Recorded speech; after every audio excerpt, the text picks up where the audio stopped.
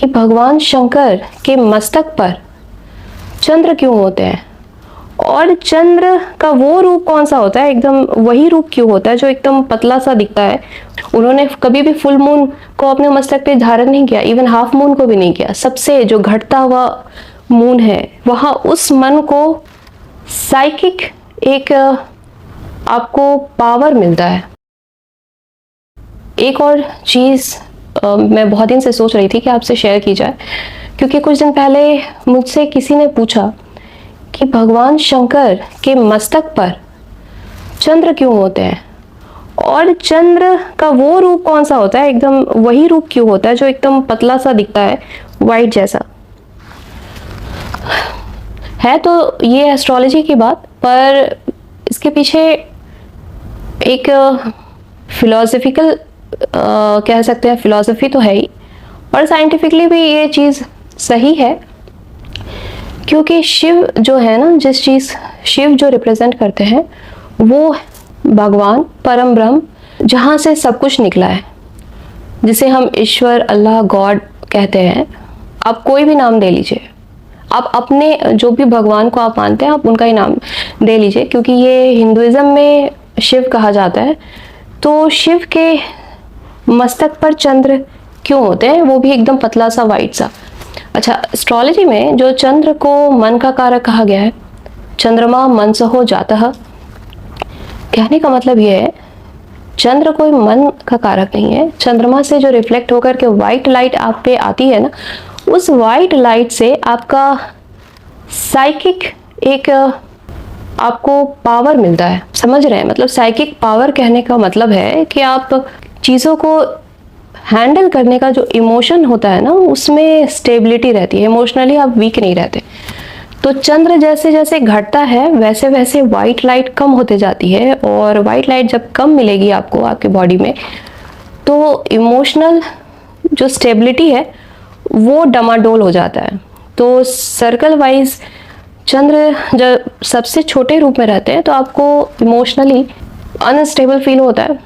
अच्छा, जब इमोशनली इंसान अनस्टेबल फील करता है तो उसको एकमात्र सहारा किससे मिलता है, वो आप सब कुछ ट्राई करके देख लीजिए। अगर आप इमोशनली थोड़ा सा वीक हैं तो आप अपने सारे रिश्तेदार, लाइफ पार्टनर, बच्चे, फ्रेंड्स, कहीं ना कहीं अगर इन सब का भी सहारा आपको ना मिले तो लास्ट में बस एक ही चीज़ बचती है जो आपको सहारा देती है, वो है भगवान, ईश्वर, अल्लाह, गॉड। ये एक ऐसा पिलर है ना, एक ऐसा स्तंभ है। भगवान नाम का चीज़ है या नहीं है, भगवान है या नहीं है, लोग इस पे डिबेट करते रहते हैं। आप डिबेट को साइड में कर दीजिए, सिर्फ उनके होने का एहसास एक ऐसा पिलर है कि आप जिसके विषय में सोचते हैं तो आपका जितना भी इमोशनल अनस्टेबिलिटी है ना वो चला जाता है।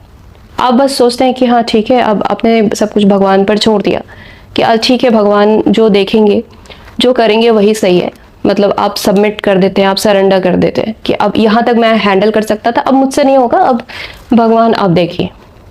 तो ये एक होने का एहसास है ना, वही चीज़ इंसान के लिए सबसे ज़रूरी है। आप लाख अपना बायोलॉजिकल ट्रीटमेंट कर लीजिए, बायोलॉजिकल ट्रीटमेंट तो आपका काफ़ी हद तक हो सकता है, टेक्नोलॉजी आपके बायोलॉजिकल ट्रीटमेंट के लिए बन सकती है, लेकिन साइकोलॉजिकल ट्रीटमेंट के लिए आज भी साइकोलॉजिकल ट्रीटमेंट बिहेवियर को रीड करके उसके बेसिस पे उसका ट्रीटमेंट दिया जाता है। कोई मेडिसिन या कोई भी टेक्नोलॉजी बिना बिहेवियर को रीड करे आपको साइकिक ट्रीटमेंट नहीं दे सकती। और भगवान, ईश्वर, अल्लाह, गॉड बेस्ट रेमेडी है, बेस्ट मेडिसिन है किसी भी तरह के emotional failure, distress, depression, even suicidal tendency, यहाँ तक जितना बुरा से बुरा नीचे जा करके वापस लौट आता है सिर्फ एक भगवान के नाम को सोच करके। तो मन सबसे बुरा जो स्थिति होता है मन का, वो चंद्र दिखाता है। एक पतले से लाइन, एक जो सबसे कम दिखने वाला जो चंद्र होता है, इसका मतलब कि सबसे अनस्टेबल मन को अगर कोई ठीक कर सकता है तो वो भगवान है, वही शिव है। इसीलिए शिव के मस्तक पर वो पतला सा ऐसा चंद्र विराजमान रहते, मतलब उन्होंने चंद्र को अपने मस्तक पर धारण किया। उन्होंने कभी भी फुल मून को अपने मस्तक पे धारण नहीं किया, इवन हाफ मून को भी नहीं किया। सबसे जो घटता हुआ मून है कि अब वहाँ से भी नहीं बचे अगर मून, तो फिर इसका कोई अस्तित्व नहीं रह जाएगा। वो वहाँ उस मन को शिव जी ने अपने मस्तक पर धारण कर लिया। तो अब शिव जी कहिए या कोई भी, ये तो एक डिपिक्शन है कि भगवान सबसे हारे हुए मन को अपने शरण में ले लेते हैं। आज के लिए इतना ही। आप सभी को दीपावली की once again very happy and prosperous शुभ दीपावली। Stay tune.